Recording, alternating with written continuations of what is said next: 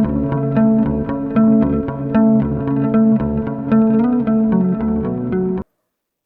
Dear students, welcome to Kataria pharmacy. So students, कैसे हैं आप सब? आई होप सभी ठीक होंगे, सभी की स्टडी अच्छी चल रही होगी। तो बच्चों, हम स्टडी कर रहे थे फार्माकोलॉजी। फार्माकोलॉजी में हमारा शायद थर्ड लेक्चर हो गया है आज का। तो इसमें हम स्टडी करेंगे कार्डियोवेस्कुलर फार्माकोलॉजी के बारे में। तो कार्डियोवेस्कुलर फार्माकोलॉजी में जो भी हमारे cardiovascular system related drug disease agents हैं, उन सभी के बारे में आज के इस लेक्चर में हम डिटेल में स्टडी करने वाले हैं बच्चों। और अगर आप चैनल पे न्यू हैं तो आप सभी से एक ही रिक्वेस्ट करता हूं कि वीडियो के डिस्क्रिप्शन बॉक्स में आपको कंप्लीट प्लेलिस्ट मिल जाएगी इस सीरीज की, जिससे आपको काफी मदद मिलने वाली है आपकी जीपेट एग्जाम के अंदर। तो बच्चों, उस सीरीज को देखो, कंप्लीट देखो। हम पूरी मेहनत कर रहे हैं। 80 डेज का हमारा चैलेंज है कि इसमें जहां तक हो सके हम आपको तैयारी करवा के रहेंगे। बस आप लोगों को हमें हमारा साथ देना है, आप लोगों को भी सेल्फ स्टडी करनी है। तो कोई भी दिक्कत आए, आपको कोई भी डाउट हो, वो चीज मेरे से क्लियर कर सकते हैं। टेलीग्राम ग्रुप ज्वाइन कर लीजिए, वहां काफी बच्चों ने ज्वाइन कर लिया है। वहां से आप मेरे से बात कर सकते हैं। कोई भी आपका डाउट हो, क्या स्टडी में कोई प्रॉब्लम आ रही हो, तो आप सभी के लिए मैं बैठा हूं, सॉल्यूशन आपको जरूर मिलेगा। चलिए स्टार्ट करते हैं। आज हम स्टडी करने वाले हैं कार्डियोवेस्कुलर फार्माकोलॉजी के बारे में। तो सबसे पहले जो पॉइंट रखा है हमने वो है एंटी हाइपरटेंसिव ड्रग। तो देखिए, हाइपरटेंशन के बारे में सभी जानते होंगे आप। ऐसा नहीं है कि हाइपरटेंशन क्या होता है, ऐसा भी क्वेश्चन आप पूछ लो मेरे से, ऐसा नहीं है, सभी को आता है अगर आपने बी फार्मा अच्छे से स्टडी किया है तो। हाइपरटेंशन मतलब ब्लड प्रेशर ज्यादा हो रहा है, तो अब उसको कम करने के लिए कौन सी ड्रग लेंगे? एंटी हाइपरटेंसिव, अगेंस्ट काम करने वाली हाइपरटेंसिव ड्रग। तो एंटी हाइपरटेंसिव ड्रग्स के बारे में हम बात करते हैं। चलिए, फर्स्ट जो क्लास होती है ना एंटी हाइपरटेंसिव ड्रग के अंदर, वो होती है ACE inhibitor, angiotensin converting enzyme inhibitor. जो ड्रग्स होती हैं उनका यूज किया जाता है। बेसिकली ये क्या करती है, जो एंजियोटेंसिन जो है उसको ब्लॉक करेगी तो क्या होगा? वैसोडाइलेशन होगा। वैसोडाइलेशन होगा तो इजिली जो ब्लड प्रेशर हाइपरटेंशन है वो कम हो जाएगा। तो चलिए देखते हैं कौन कौन सी ड्रग्स आती हैं एसीई को, जो ऐसी ही कन्वर्टिंग एंजाइम है, मतलब एंजियोटेंसिन कन्वर्टिंग एंजाइम है, उसको ब्लॉक करती है। तो फर्स्ट है एनालाप्रिल, रामिप्रिल और लिसिनोप्रिल।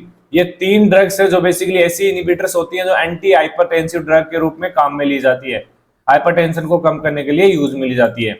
कैसे काम करती है? ऐसी इनहिबिट करती है, एसीई एंजियोटेंसिन कन्वर्टिंग एंजाइम को इनहिबिट करेगी। तो इससे भी क्वेश्चन बन सकता है और एग्जाम्पल से भी क्वेश्चन बन सकता है, दोनों ही पॉइंट से क्वेश्चन आता है। तो ये बेसिकली इनहिबिट करती है एंजियोटेंसिन कन्वर्टिंग एंजाइम को, जिससे क्या होगा? एंजियोटेंसिन जो सेकंड फैक्टर है वो रिलीज नहीं होगा, तो क्या होगा? वैसोडाइलेशन होगा और एल्डोस्टेरोन का लेवल डिक्रीज होगा। यही तो हमें चाहिए था, वो मिल गया इस ड्रग से। कहाँ यूज होती है मेडिसिन एंड ऐसी इनहिबिटर्स? हाइपरटेंशन में यूज होती है, हार्ट फेलियर में यूज होती है, डायबिटीज न्यूरोपैथी के अंदर भी ये यूज होती है। साइड इफेक्ट क्या हो सकते हैं? ड्राई कफ हो सकता है, हाइपरकैलेमिया मतलब पोटेशियम का लेवल डिक्रीज हो सकता है, एंजियो एडेमा हो सकता है। एडेमा बेसिकली एलर्जी से होता है, लेकिन इसके कारण भी हो सकता है, ऐसे इनहिबिटर के कारण भी हो सकता है। मतलब इसके अंदर स्किन के अंदर अब नॉर्मल मतलब क्या बताएं, उसमें स्वेलिंग टाइप आ जाती है, तो उसको बोलते हैं एंजियो एडेमा। बेसिकली एलर्जेंस की वजह से होता है, लेकिन इसके साइड इफेक्ट भी हो सकते हैं ऐसे ही इनहिबिटर के भी। चलिए सेकंड क्लास देखते हैं एंटी हाइपरटेंसिव ड्रग की, हुआ है बीटा ब्लॉकर।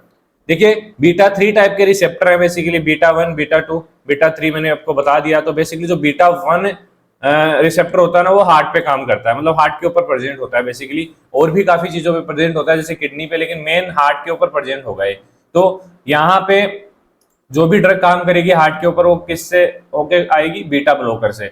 तो बीटा ब्लॉकर कुछ एग्जांपल है ड्रग, मतलब बीटा रिसेप्टर को ब्लॉक करने वाली जो ड्रग है उनको बीटा ब्लॉकर हम बोल रहे हैं। अटेनोलोल, मेटाप्रोलोल और प्रोपेनोलोल, ये तीन ड्रग्स हैं बेसिकली जो बीटा ब्लॉकर होती है। जो कैसे काम करती है? Block beta receptor, beta receptor को ब्लॉक करेगी, जिससे क्या होगा? हार्ट रेट डिक्रीज होगा, ब्लड प्रेशर डिक्रीज होगा। वही हमें चाहिए था, हाइपरटेंशन हो रही है तो ब्लड प्रेशर को कम करना है। तो बच्चों याद कर लेना इन एग्जाम्पल्स को और मैकेनिज्म दोनों। मैंने एक ही चीज बोली है, ड्रग्स का नेम और कौन से रिसेप्टर पे वो काम करती है वो आपको पता होना चाहिए बच्चों। यूज कहां हो रही है? Hypertension, angina, arrhythmia, heart failure. ऐसा कोई वर्ड नहीं है बच्चों जो आप नहीं जानते। हाइपरटेंशन के बारे में भी आप जानते हैं, एंजाइना के बारे में आप जानते हैं, एरिथीमिया, एरिथीमिया बेसिकली जो इरेगुलर हार्ट बीट होती है उसको बोलते हैं। हार्ट फेलियर के बारे में भी आप जानते हैं। तो बेसिकली बीटा ब्लॉकर्स इसमें यूज होती है। क्या साइड इफेक्ट हो सकता है? ब्रेडिकार्डिया। ब्रेडिकार्डिया क्या है? मैंने बताया आपको सभी को पहले। ब्रेडिकार्डिया मतलब हार्ट रेट होती है उस ज्यादा कम हो जाती है, मतलब 60 पल्स रेट से कम हो जाती है हार्ट रेट, उसको बोलते हैं ब्रेडिकार्डिया। अगर हाई हो जाती है तो उसको बोलते हैं टेकिकार्डिया। फैटिक हो सकता है, ब्रोंकोस्पोज्म हो सकता है इन नॉन सिलेक्टिव। थर्ड जो टाइप है एंटी हाइपरटेंसिव ड्रग का, वो calcium channel blocker. Calcium channel basically calcium channel को ब्लॉक करेगी तो इजीली डायलेशन होगा, मायोकार्डियल कॉन्ट्रैक्टिलिटी डिक्रीज होगी। तो एग्जांपल है एम्लोडिपिन, वरापामिल और डिल्टीजेम, ये कुछ एग्जांपल्स हैं कैल्शियम चैनल ब्लॉकर ड्रग्स के। तो बेसिकली ये क्या करेगी? ब्लॉक कैल्शियम इनफ्लक्स, जिससे क्या होगा? वेसोडाइलेशन होगा और मायोकार्डियल जो कंस्ट्रक्शन है वो कम होगा, कॉन्ट्रैक्टिलिटी कम होगी। मायोकार्डियल जो मसल्स होती है ना हार्ट की, उनकी कॉन्ट्रैक्टिलिटी कम होगी तो ब्लड प्रेशर इजीली कम हो जाएगा। यूज कहाँ कहाँ होता है कैल्शियम चैनल ब्लॉकर का? यूज हाइपरटेंशन, एंजाइना और एरिथीमिया, बेसिकली हार्ट से रिलेटेड डिजीज के अंदर इसका यूज होता है बच्चों। साइड इफेक्ट क्या हो सकता है? हाइपरटेंशन मतलब ज्यादा हाइपर, मतलब जो ब्लड प्रेशर वो कम हो जाएगा, हो सकता है एडेमा हो सकता है, कॉन्स्टिपेशन की प्रॉब्लम भी देखी जा सकती है। तो ये 3 टाइप्स थे एंटी हाइपरटेंसिव ड्रग के, एसी इनहिबिटर, बीटा ब्लॉकर और कैल्शियम चैनल ब्लॉकर। याद रख लेना बच्चों, इनको भूलना नहीं है बिल्कुल भी। सेकंड जो क्लास है हमारी वो है anti arrhythmic drugs. Arrhythmia, irregular heartbeats, उसके लिए कौन कौन से ड्रग्स यूज कर सकते हैं? तो बेसिकली 4 क्लास में अरिथीमिया की जो ड्रग्स हैं उनको क्लासिफाई किया गया है। फर्स्ट जो क्लास है वो सोडियम चैनल ब्लॉकर है। तो सोडियम चैनल ब्लॉकर में टाइप फर्स्ट सेकंड मतलब ए बी सी 3 क्लास में इसको डिवाइड किया है सोडियम चैनल ब्लॉकर को, अकॉर्डिंग टू इनके जो भी एक्शन है, काम है। तो फर्स्ट जो क्लास है उसमें है क्विनिडीन, प्रोसिनामाइड। 2 ड्रग हैं जो बेसिकली सोडियम चैनल ब्लॉकर, ये सभी जो इसमें तीनों क्लास में जो ड्रग्स है वो सोडियम चैनल ब्लॉकर ही है बच्चों, लेकिन काम इनका थोड़ा सा डिफरेंस आ सकता है। क्विनिडीन और प्रोकेनामाइड ये बेसिकली मॉडरेट ब्लॉक करती हैं इसको, सोडियम चैनल को, प्रोलोंग करती है एक्शन पोटेंशियल को। एक्शन पोटेंशियल का जो ड्यूरेशन होता है, टाइम होता है, उसको बढ़ा देती है, जिससे जो एरिथीमिया की प्रॉब्लम है वो ठीक होती है। इसके अलावा सेकंड है इसमें लीडोकेन, मैक्सेल्टाइन, ये बेसिकली वीकली ब्लॉक करती है बच्चों, थोड़ा कम ब्लॉक करती है, जो फर्स्ट क्लास की ड्रग है उससे कम ब्लॉक करती है। सोटन एक्शन पोटेंशियल थोड़ा कम, मतलब लंबे टाइम तक नहीं टिक पाएगा इसका एक्शन पोटेंशियल, कम टाइम तक ही ये काम करेगी। इसके अलावा थर्ड जो सी क्लास है उसमें है फ्लेसिनाइड, प्रोफाफेनोन, ये स्ट्रॉन्ग ब्लॉक करती है, स्ट्रॉन्गली ब्लॉक करती है। No effect on action potential duration, but action potential के ऊपर कोई भी इफेक्ट इसका नहीं होता, ये खासियत होती है फ्लेसिनाइड और प्रोपाफेनोन। तो ये है हमारे सोडियम चैनल ब्लॉकर जो बेसिकली एरिथीमिया के अंदर यूज किए जाते हैं। सेकंड जो क्लास है एरिथीमिया के अंदर बीटा ब्लॉकर। बीटा ब्लॉकर जो बीटा रिसेप्टर है उसको ब्लॉक करेगी, तो बेसिकली प्रोपेनोलोल और मेटोप्रोलोल बेसिकली यूज होती हैं। इनका मैकेनिज्म आपको मैंने पहले भी बता दिया, ये डिक्रीज करेगी सिंपैथेटिक एक्टिविटी को और हार्ट रेट को, कॉन्ट्रैक्टिलिटी को डिक्रीज करेगी, हार्ट रेट को डिक्रीज करेगी, एवी कंडक्शन पे भी काम करती है, एवी कंडक्शन को भी डिक्रीज करने का काम करती है बीटा ब्लॉकर्स। चलिए आगे चलते हैं। Class third basically potassium channel blocker. Potassium channel blocker जो ड्रग्स होती है एमिडोरोन, सेटोलोल, बेसिकली प्रोलोंग करती है रिपोलराइजेशन को, प्रोलोंग एक्शन पोटेंशियल को, ड्यूरेशन को बढ़ाती है, तो ये भी कहीं ना कहीं काम करती है एरिथीमिया के अंदर। फोर्थ क्लास है कैल्शियम चैनल ब्लॉकर, इसमें एग्जांपल है वेरापामिल और डेल्टीजेम। ये बेसिकली 2 ड्रग्स हैं जो बेसिकली कैल्शियम चैनल ब्लॉकर होती हैं, जो एंटी एरिथमिक ड्रग्स के रूप में यूज होती है। तो ये क्या करेगी? कंडक्शन एट एवी नोड्स को डिक्रीज करेगी, कंडक्शन को डिक्रीज करेगी। तो ये 4 क्लास हो गई एंटी एरिथमिक ड्रग्स। अच्छे से याद कर लेना बच्चों, ज्यादा नहीं है, 2 एग्जाम्पल्स ही दे रखे हैं इनके सभी क्लास में, तो कोई भी क्लास से कोई भी टाइप से आपको क्वेश्चन आ सकता है बच्चों, कोई भी चीज आपको मिस नहीं करनी है। थर्ड पॉइंट है हमारा drug for heart failure. Heart failure के कौन सी ड्रग्स यूज कर सकते हैं? तो बेसिकली डायूरेटिक्स का यूज किया जाता है। डायूरेटिक्स क्या होती है? जो वाटर रिटेंशन है, सोडियम आयन रिटेंशन है, उसको कम करने का काम करती है डायरेक्ट, मतलब उनको एक्सक्रिएट कर देती है। तो एग्जांपल देखिए डायूरेटिक्स का बेसिकली फ्यूरोसिमाइड। फ्यूरोसिमाइड एक डायूरेटिक का टाइप है जो बेसिकली लूप लूप डायूरेटिक्स है। डायूरेटिक्स की भी डिफरेंट डिफरेंट क्लास होती है, loop diuretics, thiazide, potassium aspiring diuretics. तो उसी के अकॉर्डिंग लूप डायूरेटिक की ड्रग है फ्यूरोसिमाइड। इसके अलावा हाइड्रोक्लोरथायाजाइड जो बेसिकली थायाजाइड क्लास की है। स्पायरोनोलैक्टोन पोटेशियम एस्पायरिंग डायूरेटिक्स है। क्या काम करती है? रिड्यूस प्रीलोड और प्रमोटिंग, प्रीलोड को कम करती है, प्रमोट किसको करती है? सोडियम एंड वाटर एक्सक्रिएशन को। एक्सक्रिएशन और सोडियम जो होता है, वाटर होता है, उसके एक्सक्रिएशन को प्रमोट करती है, मतलब बढ़ाती है। डायूरेटिक का यही काम है, बेसिकली इलेक्ट्रोलाइट्स को बाहर निकालने का काम करती है, जिससे जो जैसे एडेमा की प्रॉब्लम है, स्वेलिंग आ रही है, कोई मवाद भर रही है, तो उसको कम करने का काम करेगी। हार्ट फेलियर में हाइपरटेंशन मतलब प्रेशर क्रिएट हो रहा तो उसको कम करने का काम करेगी क्या? डायूरेटिक्स। अब है डिजोक्सिन। डिजोक्सिन कार्डियक ग्लाइकोसाइड भी इसको बोल सकते हैं। बेसिकली ये इनहिबिट करती है सोडियम पोटेशियम एटीपेज जो चैनल होता है उसको ब्लॉक करती है बेसिकली। जिससे क्या होगा? इंट्रासेलुलर कैल्शियम का इंक्रीज होगा और कॉन्ट्रैक्टिलिटी इंक्रीज होगी। बेसिकली हार्ट फेलियर और आर्टेरियल फिब्रिलेशन के अंदर डिजोक्सिन का यूज किया जाता है बच्चों। साइड इफेक्ट क्या हो सकते हैं? एरिदीमिया हो सकता है, इरेगुलर हार्ट बीट हो सकती है, जीआई डिस्टर्बेंस हो सकता है और विजुअल चेंजेस हो सकते हैं। किसके कारण? डिजोक्सिन के कारण। तो ये दो ड्रग्स हो गई। आगे देखिए इनोट्रोप्स। इनोट्रोप्स बेसिकली बीटा 1 रिसेप्टर को स्टिमुलेट करते हैं जिससे कॉन्ट्रैक्टिलिटी बढ़ती है। एग्जांपल है डोबुटामाइन और डोपामाइन। ये बेसिकली दो ड्रग्स है इनोट्रोप्स जो बेसिकली कार्डियक जो हार्ट है उसको, कार्डियक ड्रग है बेसिकली हार्ट फेलियर के लिए ड्रग है। तो इसमें जैसे डोबुटामाइन हो गई, डोपामाइन हो गई। मैकेनिज्म बेसिकली बीटा 1 रिसेप्टर को स्टिमुलेट करेगी। बीटा 1 रिसेप्टर का आप सभी को पता है कॉन्ट्रैक्टिलिटी का काम है, प्रेशर बढ़ाने का काम है। यूज होता है ये एक्यूट हार्ट फेलियर और कार्डियोजेनिक शॉक के अंदर। किसका? इनोट्रोप्स का अंदर। तो डायूरेटिक्स हो गई, डिजोक्सिन हो गई, इनोट्रोप्स हो गई। चलिए आगे देखते हैं second class, anti anginal drug. सभी बच्चे जानते होंगे एंजाइना क्या होता है। एंजियोग्राफी नाम आपने सुना होगा। एंजियोग्राफी, हार्ट अटैक की एक कंडीशन आती है उसके अंदर जो एंजियोग्राफी करानी पड़ती है, मतलब छल्ला जो बोलते हैं, हार्ट का छल्ला उसके अंदर डलता है एयर पाइप के अंदर, जो भी वेन्स होती हैं, आर्टिकल्स होती हैं उसके अंदर। तो उस कंडीशन को बोलते हैं एंजाइना। एंजाइना में क्या? ब्लॉकेज आ जाता है कहीं, तो उस ब्लॉकेज को खोलने के लिए एंजियोप्लास्टी की जाती है। सभी जानते होंगे, वैसे तो ज़्यादा वो नहीं है। तो इसके लिए कौन सी ड्रग्स यूज कर सकते हैं? एंटी एंजाइनल ड्रग उनको बोलेंगे हम। तो बेसिकली नाइट्रेट्स। देखिए जो नाइट्रेट्स होती है ना, उनको इमरजेंसी ड्रग भी बोलते हैं बच्चों। आपको नहीं पता है तो मैं बता दूं, नाइट्रोग्लिसरीन और आइसोसोर्बाइड डाइनाइट्रेट, ये इमरजेंसी ड्रग है। हार्ट पेशेंट अपनी जेब में रख के घूमते हैं इसको।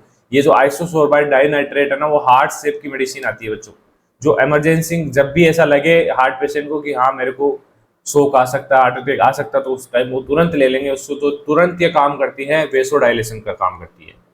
तो इनको इमरजेंसी ड्रग भी बोलते हैं। बार बार रिपीट होता है इसका क्वेश्चन बच्चों। तो मैकेनिज्म क्या है? वेसोडाइलेशन, डायरेक्टली वेसोडाइलेशन करेगा, कोई भी टाइम नहीं लगाएगा, हॉस्पिटल पहुंचाने का काम कर सकती है मेडिसिन हार्ट पेशेंट को। तो डिक्रीज करती है प्रीलोड को और मायोकार्डियल ऑक्सीजन डिमांड को ये बढ़ाती है।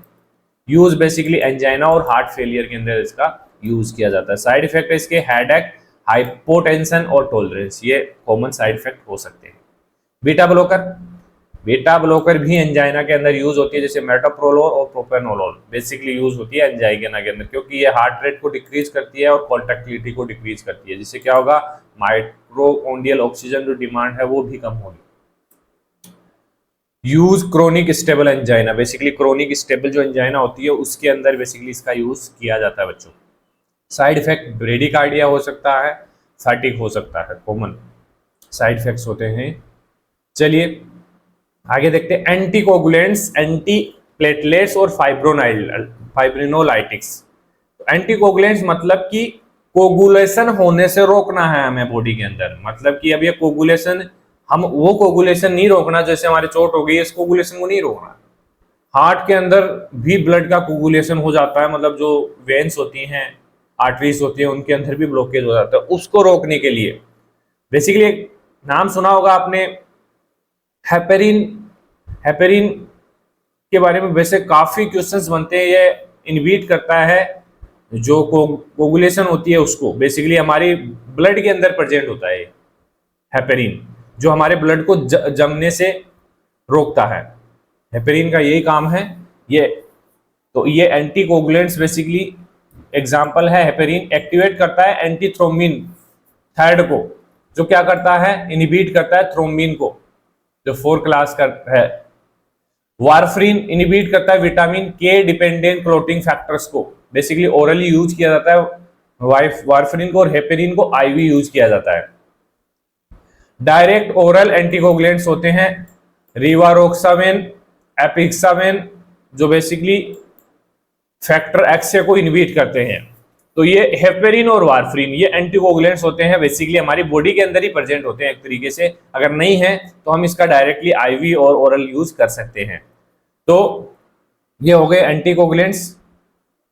अब देखते हैं एंटी प्लेटलेट्स। बेसिकली आपने कोई हार्ट पेशेंट है, ब्लड प्रेशर का जो भी पेशेंट है, तो उसको एस्प्रिन लेते हुए देखा होगा। एस्प्रिन बेसिकली सिंगल आती है, तो सिंगल भी लेते हैं, 75 mg में आती है बेसिकली, या फिर क्लोपिडोग्रेल को साथ कंबाइंड में आती है। तो एस्प्रिन क्या करता है, इनहिबिट करता है कोक्स-1 जो रिसेप्टर है उसको इनहिबिट करता है, जिससे क्या होगा, डिक्रीज थ्रोम्बोक्सिन A2, और जिससे क्या होगा, प्लेटलेट का जो एग्रीगेशन है ना, मतलब प्लेटलेट एक जगह कंबाइंड नहीं कर पाएगी। जैसे मतलब एक तरीके से एस्प्रिन ब्लड थिनर का काम करती है, ब्लड को गाढ़ा नहीं होने देती है एस्प्रिन, अगर रेगुलर बेसिस पे ले रहे हैं तो। क्लोपिडोग्रेल का क्या काम है, P2Y12 जो रिसेप्टर है उसको इनहिबिट करती है, प्रिवेंट करती है प्लेटलेट एक्टिवेशन, ये प्लेटलेट को एक्टिवेट ही नहीं होने देती है एग्रीगेशन के लिए। तो इन दोनों का बहुत ही बड़ा इंपॉर्टेंट रोल है हार्ट पेशेंट के लिए और ब्लड प्रेशर के पेशेंट के लिए। लास्ट है फिब्रिनोलाइटिक्स, बेसिकली थ्रोम्बोलाइटिक्स भी बोल सकते हैं इसको। एग्जाम्पल है स्ट्रेप्टोकाइनेज, अल्टेप्लेज, ये बेसिकली 2 ड्रग्स है जो बेसिकली फिब्रिनोलाइटिक्स के रूप में यूज होती है बच्चों। तो इंपॉर्टेंट है ये भी, और ये भी इंपॉर्टेंट है, अच्छे से याद करना है इसको। मैकेनिज्म किस पे मैकेनिज्म पे काम करते हैं, फिब्रिनोलाइटिक्स कन्वर्ट प्लाज्मिनोजन टू प्लाज्मिन, मतलब जो प्लाज्मिनोजन है उसको प्लाज्मिन में कन्वर्ट कर देते हैं, जिससे जो फाइब्रिन का फाइबर का फॉर्मेशन होता है वो नहीं होता है, तो इस वजह से जो ब्लड का क्लॉट नहीं बन पाता है। Use acute and MI stroke, जो मायोकार्डियल इंफेक्शंस होता है उसके अंदर यूज होते हैं और स्ट्रोक के अंदर यूज होते हैं। साइड इफेक्ट हो सकता है ब्लीडिंग रिस्क, अगर यहाँ पे चोट लग गई, आपको कहीं भी चोट लग गई तो वहां पे भी क्लोटिंग नहीं होगी, तो वो साइड इफेक्ट हो सकता है, तो इस चीज से बचा जाता है। चलिए बच्चों, ये हमारे कार्डियोवेस्कुलर जो सिस्टम है वो कंप्लीट हो चुका है। देखिए बच्चों, इतना इनफ नहीं है हमारे लिए, हम इसके क्वेश्चंस भी आपके लिए लेके आएंगे कुछ दिन में। तो जितना हो सके जो टॉपिक हमारे रह रहे हैं, हम इंपॉर्टेंट टॉपिक्स आपको करवा रहे हैं बच्चों। मैं बार बार वीडियोज में बोलता हूं आपको, तो आपको भी सेल्फ स्टडी करनी है, एक लेक्चर से कुछ नहीं होने वाला है बच्चों। एक बार थोड़ा सा अपना टाइम दे दो, कुछ दिन की बात है। एक बार जब क्वालिफाई हो जाओगे ना, तो 2 साल के लिए टेंशन फ्री हो जाओगे, आपको स्कॉलरशिप मिलेगी और एम.फार्म आप अच्छे से स्टडी कर पाएंगे। तो कुछ दिन का टाइम दे दो, आपकी 2 साल की फीस बच जाएगी बच्चों, आपके फैमिली को अच्छा सपोर्ट मिलने वाला है इससे। जो मिडिल क्लास बच्चे होते हैं ना, उनके लिए बहुत ही अच्छी चीज है ये, अच्छी स्कीम है, क्योंकि एम फार्मा की फीस बहुत ही मतलब हाई है। कॉलेज जैसे जैसे कॉलेज लेवल बढ़ेगा उस टाइप से फीस भी आपको देनी पड़ेगी। नॉर्मल से नॉर्मल कॉलेज में लाख रुपए पर सेमेस्टर फीस आपको देनी पड़ेगी, लाख रुपए भी नहीं तो 50,000 रुपए तो देनी ही देनी पड़ेगी। तो 50,000 भी मायने रखता है एक मिडिल क्लास के लिए। तो बच्चों थोड़ी मेहनत कर लो, इजीली क्वालिफाई हो जाएगी, इतना ज्यादा भी नहीं है, इजीली क्वालिफाई कर जाओगे और कोई अच्छी कॉलेज आपको मिल जाएगी। तो यही आशा है हमें कि आप अच्छे से स्टडी कर रहे हैं और क्वालिफाई जरूर करेंगे अगर मेहनत करोगे तो बाकी हम आपके लिए मेहनत कर ही रहे हैं, तो आप लोग सपोर्ट कीजिए। अगर वीडियो अच्छी लगी तो वीडियो को लाइक जरूर करें और चैनल को सब्सक्राइब कर लीजिए। बने रहिए हमारे साथ, मिलते हैं नेक्स्ट वीडियो में। धन्यवाद।